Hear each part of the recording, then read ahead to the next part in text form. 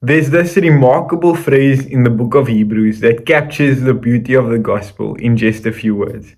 In Hebrews 2 verse 9, we see, "But we see him who for a little while was made lower than the angels, namely Jesus, crowned with glory and honor because of the suffering of death, so that by the grace of God he might taste death for everyone." Think about that phrase for a moment.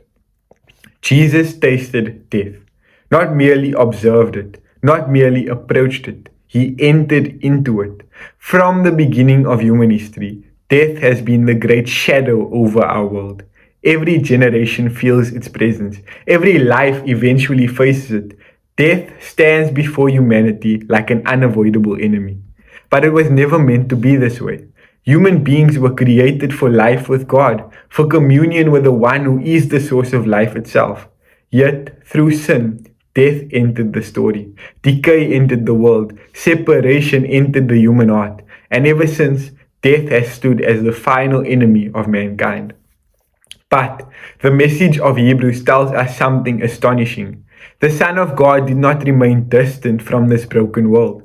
Hebrews 2 verse 14 says, "Since the children share in flesh and blood, he himself likewise partook of the same things."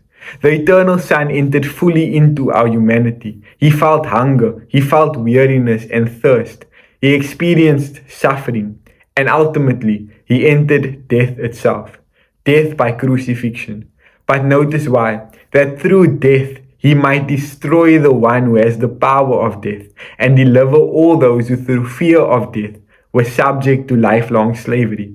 For all of human history, death has held humanity in fear like a tyrant. Even when we try not to think about it, it quietly shapes the way we live. But Christ did something no one else could do. He walked straight into death, and through his death, he broke its power. The cross was not merely the tragic end of Jesus' life, it was the decisive victory of God.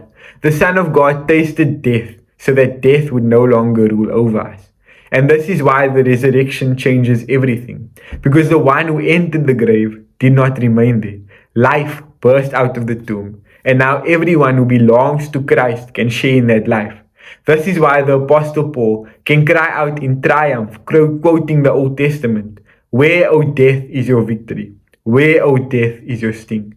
Death has lost its power. Its sting, which was sin, has been removed because Christ has passed through death and emerged victorious. The grave is no longer the end of the story, because the one who tasted death has become the source of eternal life for all who would believe in him.